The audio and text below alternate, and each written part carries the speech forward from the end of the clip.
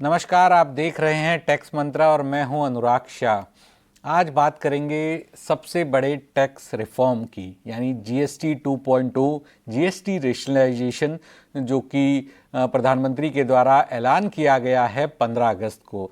सरकार का लक्ष्य है कि रोज़मर्रा की जो चीज़ें हैं वो सस्ती हो, कारोबारियों के लिए टैक्स भरना आसान हो और कंजम्पशन को बढ़ावा मिले। लेकिन इसका असर आम आदमी और कंपनियों और देश की इकोनॉमी पर कैसा होगा, इस पर चर्चा करने के लिए हमारे साथ मशहूर जीएसटी एक्सपर्ट अभिषेक रस्तोगी। अभिषेक जी, बहुत बहुत स्वागत है आज हमें वक्त देने के लिए टैक्स मंत्रा के शो में।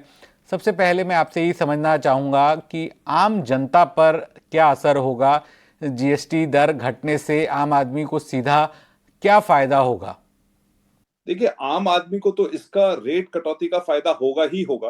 रेट रैशनलाइजेशन से बिजनेसेस को लाभ होता है कि जो डिस्प्यूट्स होते हैं वो खत्म होते हैं। मगर जो टैक्स की कमी है, बिकॉज ये इनडायरेक्ट टैक्स है, इसका सीधा का सीधा जो बेनिफिट मिलेगा वो कंजम्पशन करने वाले लोगों को मिलेगा। तो कंज्यूमर्स को इसका मुख्य बेनिफिट मिलेगा।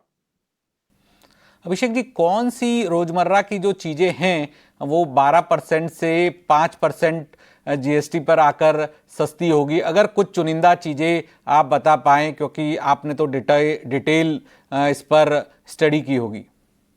देखिए, बहुत सारे जो खाने पीने के पदार्थ हैं, जैसे बटर हो गया, चीज हो गया, घी हो गया, फ्रूट जूसेस हो गए, पैकेज्ड ड्राई फ्रूट्स हो गए, प्रोसेस्ड फूड्स हो गए, मिल्क बेवरेजेस हो गए, मिल्क कैन्स हो गए।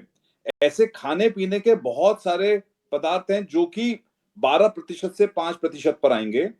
क्योंकि दिवाली से एक रिलेटेड इसको अनाउंसमेंट किया गया है, तो जो कैंडल्स हैं, कैलेंडर हैं, ये भी आज 12% पर टैक्स होता है, ये भी कम आएगा।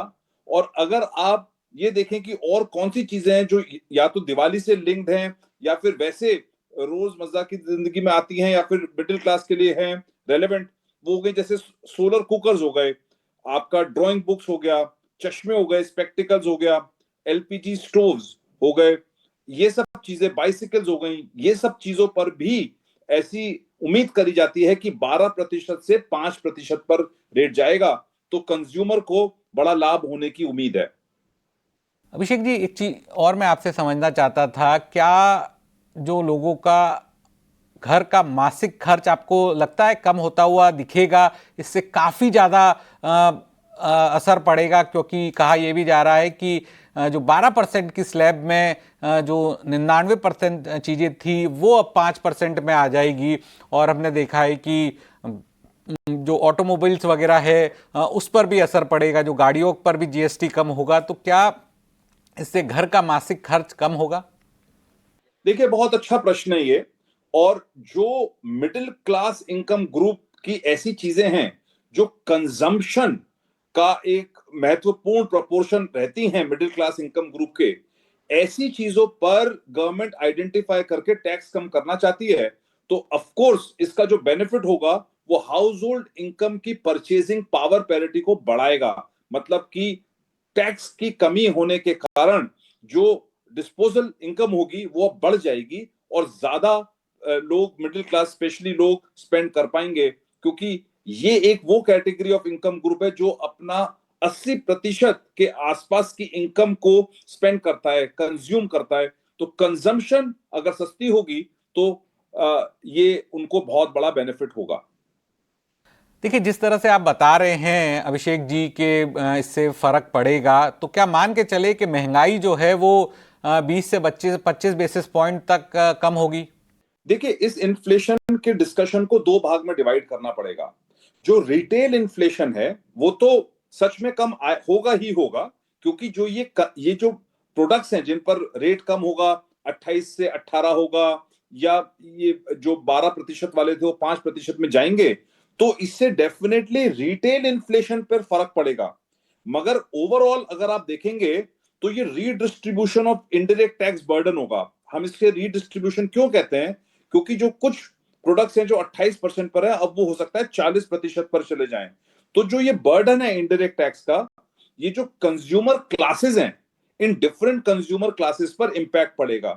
तो जो कि रिटेल इन्फ्लेशन है वो 100%, 100% कम होगी, और जो डिस्ट्रीब्यूशन है ऑफ बर्डन इनडायरेक्ट टैक्सेस का, वो डिफरेंट क्लासेस में बढ़ जाएगा।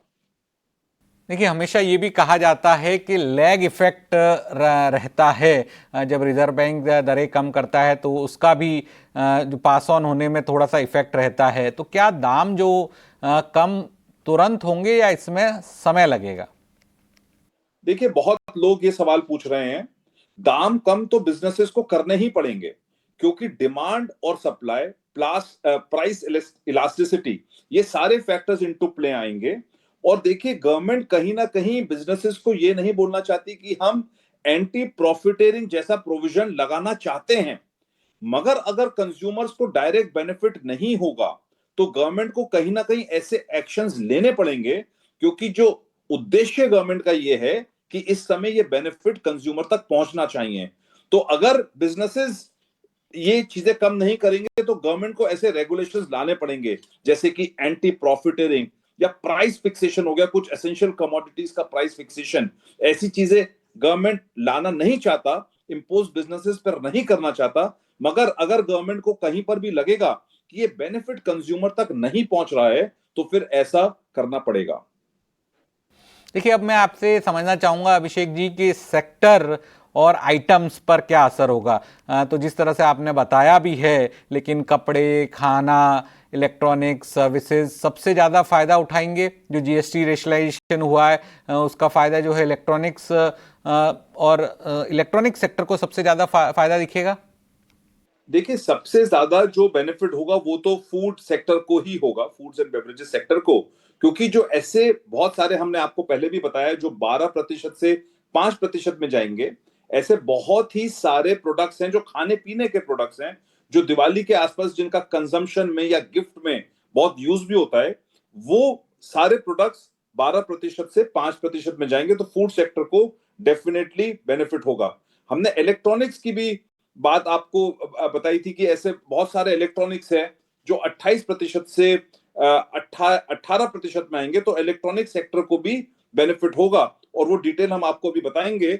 मगर जहां तक कि सर्विसेज की बात है, जो हेल्थ रिलेटेड सर्विसेज हैं, इंश्योरेंस रिलेटेड सर्विसेज हैं रिलेटेड टू हेल्थ, उसमें ऐसा लगता है स्पेशली सीनियर सिटीजन के लिए जो मेडिकल हेल्थ इंश्योरेंस है, जो आज की डेट में 18% पर टैक्स होता है, उसका कम करना बहुत ही जरूरी है। और ऐसा लगता है कि वो कम रेट होगा तो हेल्थ सर्विसेज एक्सेट्रा पर भी बेनिफिट आएगा। ऐसे कुछ कॉन्ट्रैक्ट्स भी हो सकते हैं, गवर्नमेंट प्रोजेक्ट्स हो सकते हैं जो सर्विसेज से रिलेटेड हैं, उन पर भी ऐसा उम्मीद करी जाती है कि कुछ रेट में कटौती होगी। और इसमें जो सबसे इंपॉर्टेंट बात है वो ये है कि जब भी गवर्नमेंट कॉन्ट्रैक्ट्स की बात आती है, तो जो कॉन्ट्रैक्चुअल क्लॉजेज हैं उनको गवर्नमेंट एक ऐसा क्लैरिफिकेशन इशू करे कि जो पास्ट डिस्प्यूट्स हैं और जो आने वाले समय में अगर रेट कम होते हैं, तो ऐसे गवर्नमेंट कॉन्ट्रैक्ट से रिलेटेड भी उन डिस्प्यूट्स को एड्रेस करा जाए सर्कुलर के तहत। तो क्या जो हम वीकेंड पे बाहर खाना खाने जाते हैं होटल रेस्टोरेंट पे, तो होटल रेस्टोरेंट का बिल भी घटता हुआ दिखेगा? देखिए, जहां तक कि रेस्टोरेंट्स की बात है, उनको 5% टैक्स लगता है, और उनको आईटीसी का बेनिफिट, इनपुट टैक्स क्रेडिट का बेनिफिट नहीं दिया जाता। तो हमारा कहना यह है कि रेस्टोरेंट्स की, और ये उनकी रेस्टोरेंट्स की डिमांड भी है, कि उनको दोनों ही ऑप्शन दिए जाएं, 5% विदाउट क्रेडिट्स और 18% क्रेडिट्स के साथ, क्योंकि जो लीज रेंटल पे होते हैं, जो रेंट पे ये जगह लेते हैं रेस्टोरेंट्स, उनका बहुत हैवी कॉस्ट होता है रेंटल पे जीएसटी का, तो वो उनको बर्डन पड़ता है। तो अगर हम ये दोनों ही बेनिफिट्स दिए जाएं, दोनों ही ऑप्शन दिए जाएं सेक्टर के लिए, तो सेक्टर को बहुत फायदा होगा। जहां तक कि होटल्स की बात है, अगर 7,500 रुपए से ऊपर का होटल रूम होता है तो 28% पर आज टैक्स लगता है, और 1,000 से 7,500 तक 18% तक टैक्स लगता है। तो ऐसी उम्मीद करी जाती है कि जो 28% है वो तो सर्टेनली 18% पर आएगा। और जहां पर प्राइम मिनिस्टर का भी विजन है कि टूरिज्म सेक्टर को बढ़ावा मिलना है, वो 28% से जब 18% आएगा, तो होटल के जो रेट्स हैं, टैरिफ्स हैं, जो इंक्लूडिंग टैक्सेस रेट होंगे, उन पर सीधा सीधा असर पड़ता है। तो टूरिज्म को एक बड़ा बढ़ावा मिलता है। बिल्कुल अभिषेक जी, 28% वाला स्लैब हटने से कौन से प्रोडक्ट आपके मुताबिक बहुत सस्ते हो जाएंगे, और कौन से सिन गुड्स के अंदर जाके 40% के स्लैब में महंगे होंगे? देखिए, जहां तक कि सिन गुड्स की बात है, cigarette, aerated drinks, casinos, race clubs, chewing tobacco, cigar और बीड़ीज, ये सारी चीजें ऐसी हैं जो लगता है कि गुटखा, पान मसाला, तंबाकू एटसेट्रा, ये सारी चीजें ऐसी हैं जो लगता है कि हायर रेट में जाएंगी, और ये सिन गुड्स माने जाते हैं, इन पर हायर टैक्स लगेगा। और गवर्नमेंट का भी कहीं ना कहीं ऐसा इंटेंशन रहेगा कि जो रेवेन्यू है वो बहुत ज्यादा डिप ना हो, रेवेन्यू न्यूट्रलिटी रहे, तो इन प्रोडक्ट्स पर ज्यादा टैक्स लगाने की उम्मीद लगती है। और ऐसा लगेगा, जो एक प्रोडक्ट है जिस पर अभी सर्टेनिटी नहीं मिल पा रही है वो बीड़ी है, क्योंकि बीड़ी जो होती थी उस पर पहले कॉम्पनसेशन सेस नहीं लगता था। तो इशू ये आ जाता है कि वो बीड़ी पर जो अब टैक्स लगेगा, क्या वो बहुत ज्यादा 40% तक जाएगा, या फिर उसे थोड़ा कम रखा जाएगा और वो 18% पे रखा जाएगा। तो क्या ये भी मान रहे हैं अभिषेक जी आप कि गाड़ियां और बड़े घरेलू सामान भी सस्ते होंगे?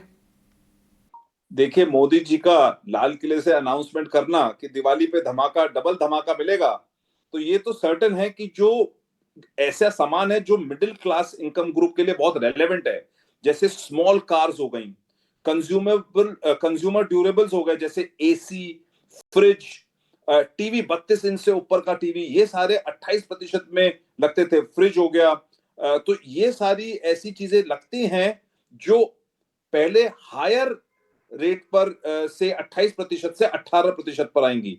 मगर अगर हम बात करें हाई एंड मोटरसाइकिल्स की, अगर हम बात करें लग्जरी कार्स की, तो ये वो प्रोडक्ट्स हैं जिनका रेट कम नहीं होगा, ये रेट बढ़ेगा। तो जब हम कार की बात करते हैं तो हमें कार को भी दो भाग में डिवाइड करना पड़ेगा। क्या ये ईवीज हैं, क्या ये स्मॉल कार्स हैं, जिन पे ऐसा अनुमान है कि रेट कम होगा, दिवाली के आसपास ये रेट कम होगा, इन कंज्यूमर ड्यूरेबल्स पर भी रेट कम होगा, एसी, फ्रिज, टीवी एक्सेट्रा पर। मगर अगर आप लग्जरी कार्स की बात करें, मोटरसाइकिल की बात करें जो हाई एंड है, अनफॉर्चुनेटली इन पर टैक्स कम होने की कोई उम्मीद नहीं है। क्या स्पोर्ट्स की जो सामान है, अभिषेक जी मैं आपसे समझना चाहता था, स्पोर्ट्स के जो सामान हैं जिसमें स्पोर्ट्स सामान हो गए और घरेलू चीजों की कीमतें, वो आपके मुताबिक कितनी घटेगी? जो स्पोर्ट्स गुड्स हैं वो आज 12% पर टैक्स हैं, और वो लगता है कि 5% पर जाएंगे। तो स्पोर्ट्स गुड्स को, पूरी स्पोर्ट्स इंडस्ट्री को ये बहुत बड़ा बेनिफिट होगा, स्पोर्ट्स सेक्टर के लिए। और जो स्पोर्ट्स मैन होते हैं वो भी आप देखते हैं कि 90-95% उन कैटेगरी के होते हैं जिनके पास बहुत ज्यादा मीन्स नहीं होते। तो ये एक रेट अगर 5% पर जाता है तो ये बहुत बड़ा फायदा होगा। देखिए आगे बढ़ता हूं अभिषेक जी, और अब जो मैक्रो इम्पैक्ट है, बड़ा आर्थिक असर क्या होगा वो मैं आपसे समझना चाहूंगा। सरकार को जिस तरह से 85,000 करोड़ का घाटा होगा, जो अनुमान आ रहे हैं शुरुआती, तो क्या इससे फिस्कल डेफिसिट बढ़ेगा? टैक्स की कैलकुलेशन क्या कहती है कि फिस्कल डेफिसिट का पर कितना असर होगा, क्योंकि फिस्कल डेफिसिट को कंट्रोल में रखना भी सरकार के लिए एक बड़ी चुनौती है। देखिए, फिस्कल डेफिसिट बहुत ज्यादा नहीं बढ़ेगा, क्योंकि कुछ ऐसे प्रोडक्ट्स को भी आइडेंटिफाई करा जाएगा जो कि गवर्नमेंट को एडिशनल रेवेन्यू प्रोवाइड करेंगे। हमने बात करी हाई एंड मोटरसाइकिल्स की हो गई, कार्स की हो गई, ये सारे, या सिन गुड्स हो गए।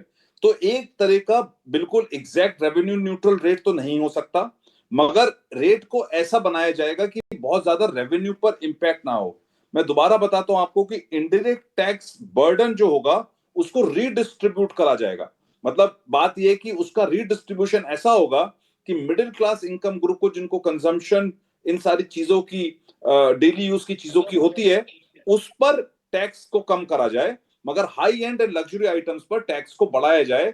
देखो मैक्रो फंड पे मैं ये समझना चाहता था कि क्या बढ़ी हुई खपत और ज्यादा जीएसटी की वसूली से ये घाटा पूरा हो सकता है क्या? बिल्कुल बिल्कुल, जो कंजम्पशन लेवल्स हैं देखिए वो भी बढ़ते हैं। जब इन प्रोडक्ट्स का रेट कम होता है, टैक्स का रेट कम होता है, तो प्राइसेस पर इंपैक्ट आएगा, प्राइसेस कम होंगे। जब प्राइसेस कम होंगे तो कंजम्पशन लेवल बढ़ेगा, कंजम्पशन लेवल बढ़ेगा तो एडिशनल जो जीएसटी कलेक्शन है वो होगी, और जो जीडीपी में कंट्रीब्यूशन है वो भी बढ़ता है जब कंजम्पशन बढ़ती है।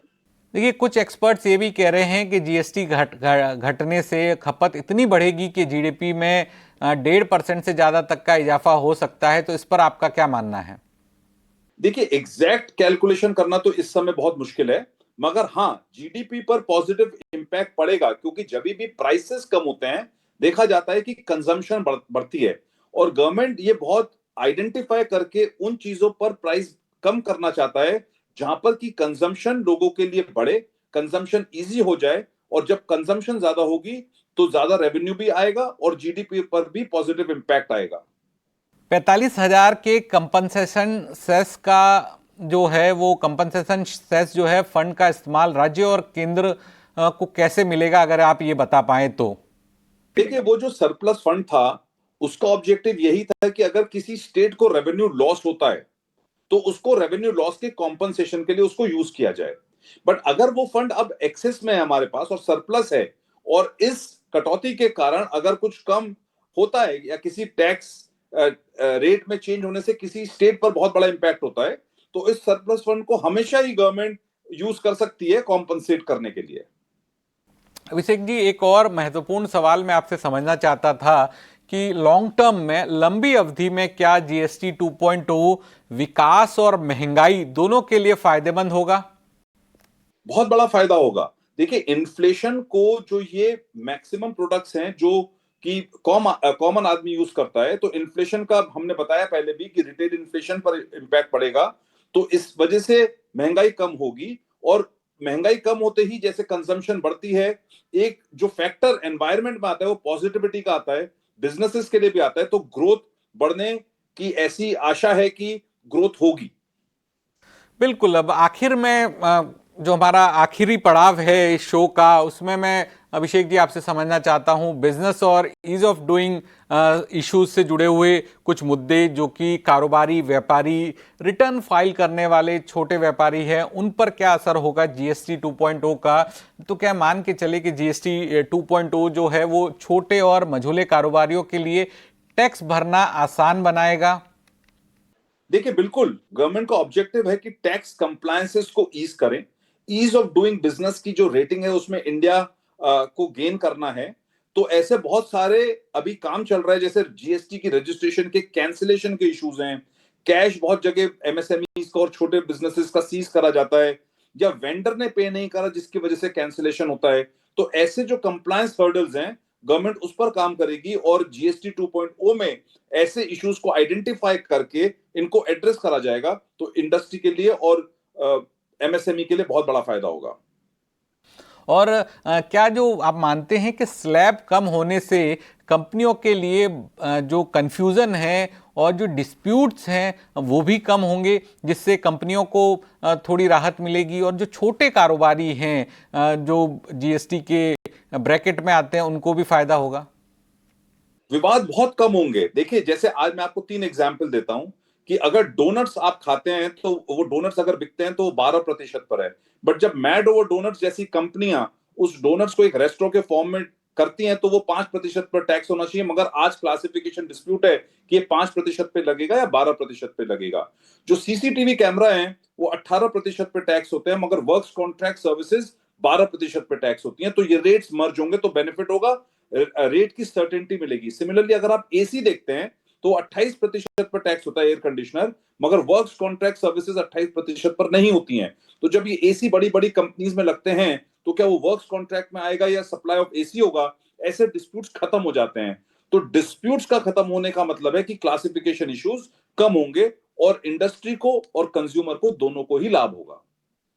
अभिषेक जी, मैं ये भी समझना चाहता था आपसे कि जीएसटी 2.0 के बाद, जीएसटी रेशनलाइजेशन के बाद स्लैब्स तो कम होगी, लेकिन टैक्स नोटिस और जो मुकदमे हैं वो भी क्या कम हो जाएंगे क्या? क्योंकि कई सारे जो छोटे कारोबारियों को नोटिसेज आते हैं, और वो नोटिसेज के बाद उसका पूरी जो कानूनी प्रक्रिया है उसको फाइट करने में काफ़ी वक्त जाया होता है। तो जीएसटी 2.0 के बाद टैक्स नोटिस और मुकदमे कम होंगे? देखिए जहां तक की बात क्लासिफिकेशन डिस्प्यूट्स की है, क्लासिफिकेशन डिस्प्यूट्स कम होंगे, तो जो नोटिसेस क्लासिफिकेशन से रिलेटेड हैं वो कम होंगे।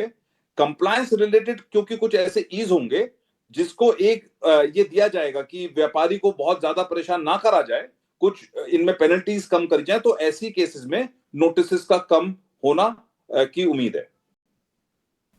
सेकंड लास्ट सवाल होगा मेरा रस्तोगी जी, क्या कंपनियों की लागत घटेगी और कैश फ्लो बेहतर हो जाएगा क्योंकि स्लैब्स कम हो रहे हैं और जीएसटी को पूरी तरह से रैशनलाइज किया जा रहा है? देखिए, जैसे ही कंप्लायंसेस ईज हो जाता है तो ये ऑटोमेटेड फॉर्म में हो जाते हैं, या जो इंटरनल टीम मेंबर्स होते हैं वही कंप्लायंस कर पाते हैं, तो कॉस्ट कम होती है जब ये इजी हो जाते हैं। तो इसलिए उम्मीद करी जाती है कि ये कॉस्ट कम होगी। जहां तक कि कैश फ्लो की बात है, गवर्नमेंट अभी काम कर रही है इनपुट टैक्स क्रेडिट्स पर कि ये कैसे लीकेजेस ना हो, कैसे आपका क्रेडिट डिनाई ना हो, और इसका क्या रोबस्ट फ्रेमवर्क बने। तो जब आईटीसी ब्लॉकेज नहीं होगी तो भी कॉस्ट से डायरेक्टली रिलेटेड इसको माना जाता है, और बिजनेसेस को आने वाले समय में जीएसटी 2.0 में इसका लाभ मिलेगा। मेरा आखिरी सवाल होगा रस्तोगी जी, कि आगे जो है जीएसटी को पूरी तरह से बिजनेस फ्रेंडली बनाने के लिए कौन से कदम जरूरी है, अगर आप ये बता पाएं, क्योंकि business friendly ease of doing business भी एक बड़ा मुद्दा है जो कि व्यापारियों की, कारोबारियों की शिकायत होती है। तो कैसे इसको बिजनेस फ्रेंडली आगे बनाया जा सकता है? देखिए, पहला जो सवाल बहुत इंपॉर्टेंट है वो आज ये है कि जो एक्सपोर्टर्स हैं और उनके जो रिफंड हैं, क्या वो टाइमली मिलते हैं। तो जीएसटी में एक्सपोर्टर्स के लिए भी हमें सोचना पड़ेगा कि हम क्या बेनिफिट दें, क्योंकि ये फॉरेन एक्सचेंज जनरेट करते हैं और देश को फायदा होता है। बहुत सारी ऐसे आज सवाल हैं जो ब्लॉक्ड क्रेडिट्स के हैं, जो आईटीसी को ब्लॉक करा जाता है डिफरेंट सिचुएशन में, और हम भी सुप्रीम कोर्ट में आर्ग्यू कर रहे हैं अबाउट 25 ऑफ सच मैटर्स। तो ब्लॉक क्रेडिट को एड्रेस करना बहुत इंपॉर्टेंट है, बड़ा इशू है। पर्सनल पेनल्टीज बहुत जगह लग जाती हैं, जो एम्प्लॉइज पर या सीएफओ सीईओ पे पर्सनल पेनल्टीज लगा दी जाती हैं करोड़ों रुपए की, 100 करोड़ रुपए की। इस इशू को एड्रेस करना बहुत ही इंपॉर्टेंट है। ग्रॉस चार्जेस जैसे रिलेटेड इश्यूज हैं जो बैंकिंग फेस करती है या रियल एस्टेट फेस करती है, joint development agreements related issues. इन ऐसे बड़े इश्यूज को अगर एड्रेस करा जाता है तो बहुत बड़ी समस्या इंडस्ट्री की खत्म होती है। बहुत बहुत शुक्रिया अभिषेक जी आज हमारे साथ जुड़ने के लिए टैक्स मंत्रा शो में, और आपने बताया कि जो जीएसटी रैशनलाइजेशन है उसके क्या क्या फायदे हैं, किस तरह से जो चीज़ों पर जीएसटी बदलेगा, आईटीसी का जो प्रक्रिया है वो कैसे महत्वपूर्ण रहेगी और कैसे इसका कंज्यूमर को फ़ायदा हो सकता है, कंपनियों को फ़ायदा हो सकता है। तो अब ये देखना यही होगा कि आगे चल के जो जीएसटी 2.0 है जिसका ऐलान प्रधानमंत्री के द्वारा किया है वो कितना बड़ा गेम चेंजर होगा। टैक्स मंत्रा के इस स्पेशल शो में फिलहाल इतना ही, लेकिन बाकी खबरों के लिए आप बने रहिए ईटी नाउ स्वदेश के साथ।